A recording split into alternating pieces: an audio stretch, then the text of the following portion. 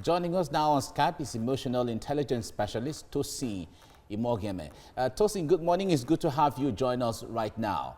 When it comes to the issue of emotional and mental health, I wonder how the coronavirus is impacting on people in that regard. The thing is, you see, there's a saying that it's not our circumstances that affect our lives. It's our thoughts about our circumstances. If, for example, you lose a loved one, it has no effect on your health.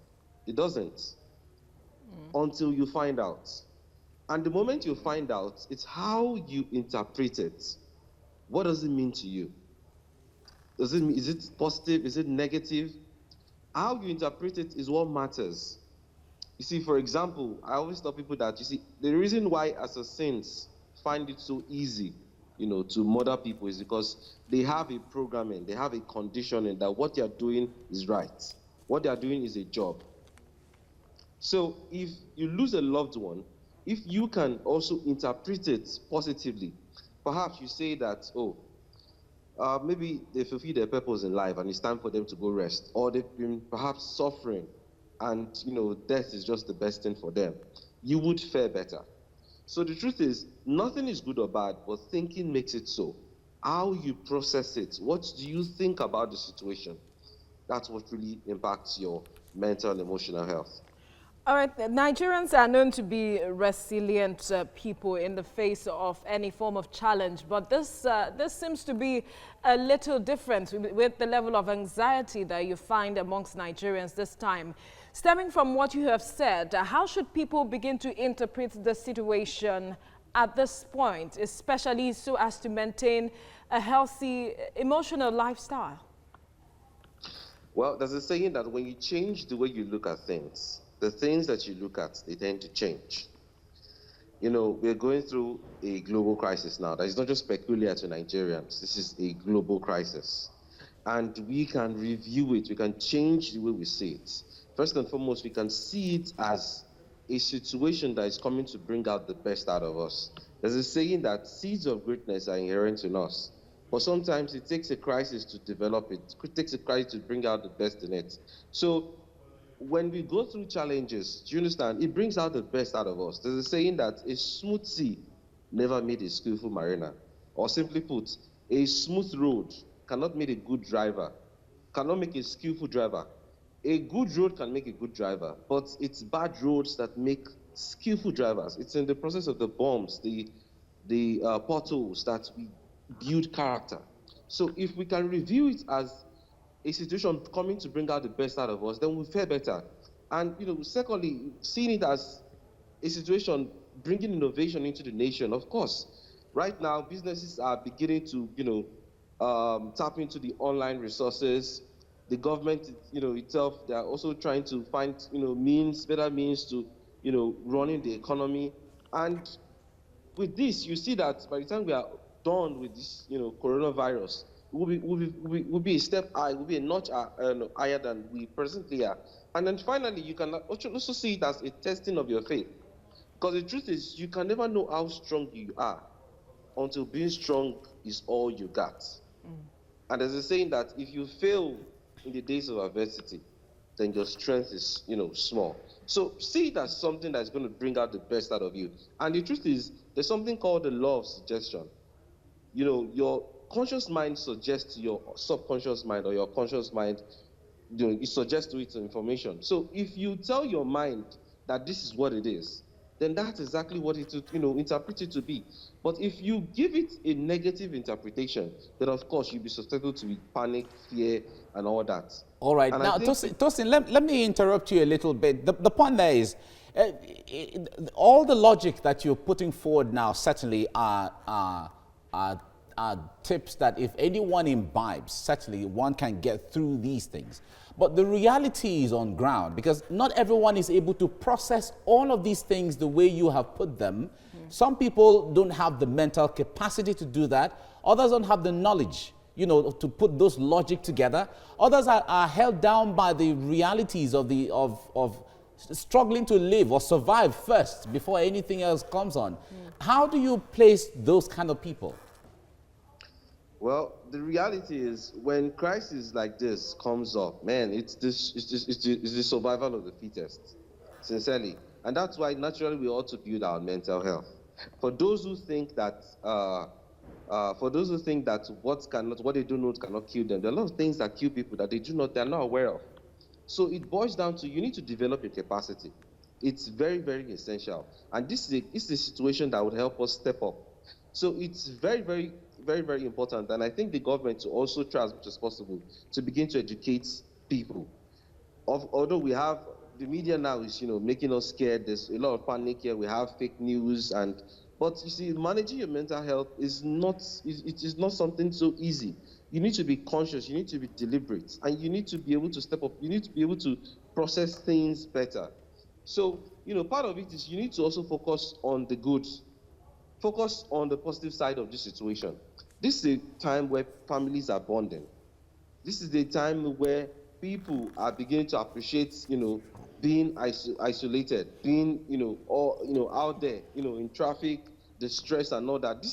You can see it as, a compulsory vacation, All right. just, being. Okay. Yeah, Sorry, we have to leave you here now due to time. Thank you so much, Tosin Mogeme, for your time on the program. Thank you. Well, joining us via Skype is emotional intelligence specialist Tosin Imogeme. Thank you for joining us on TVC Breakfast. Now, some persons have said that people who have underlying emotional issues perhaps would like to engage in maybe watching TV, FaceTiming, and all of that to perhaps distract them at this point where a lot of persons have to self-isolate or observe social distancing. How effective are these measures? If I got you clearly, what you're saying is the distractions, how do they help people? Because I couldn't hear clearly.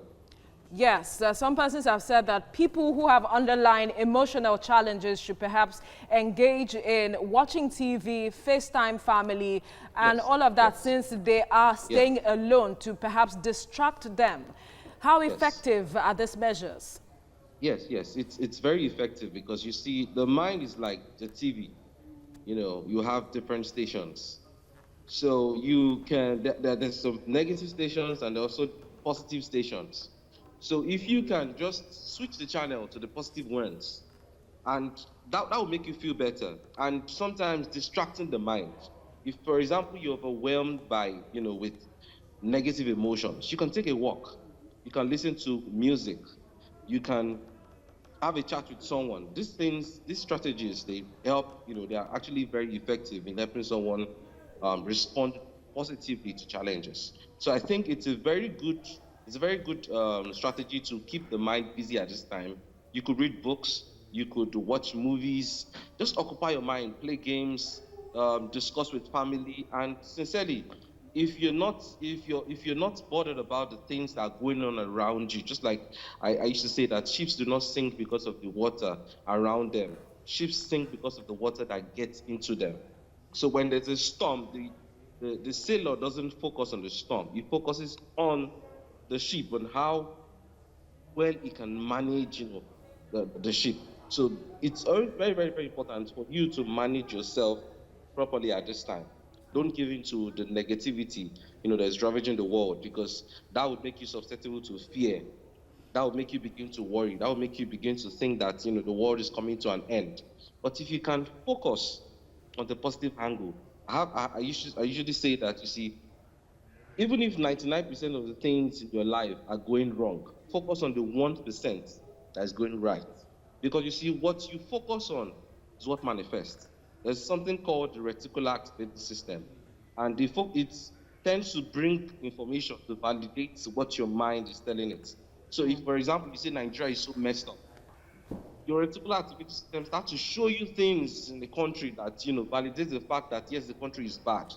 But if you say to yourself, God bless Nigeria, Nigeria is, so blessed, we are doing so well and all that, you begin to see positive things around you. So that's how it works. All right. Tosin Mogemele, we have to leave you here now. Thank you very much for your time on the program.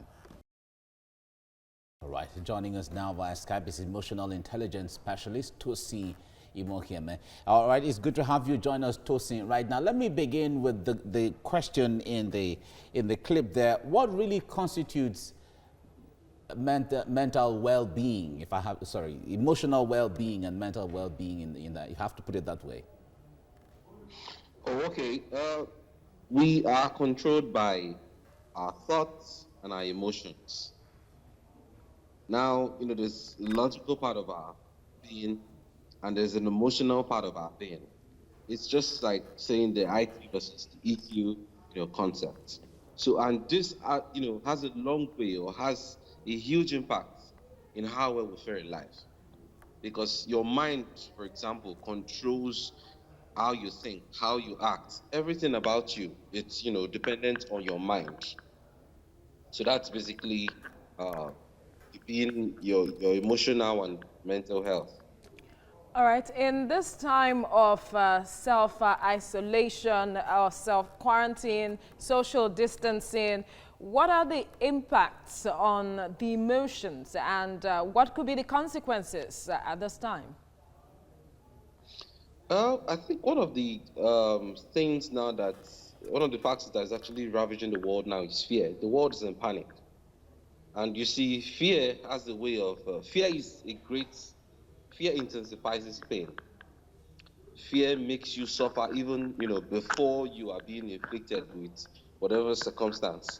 So if we can be able to control our emotions, focus on faith rather than fear, would fare better.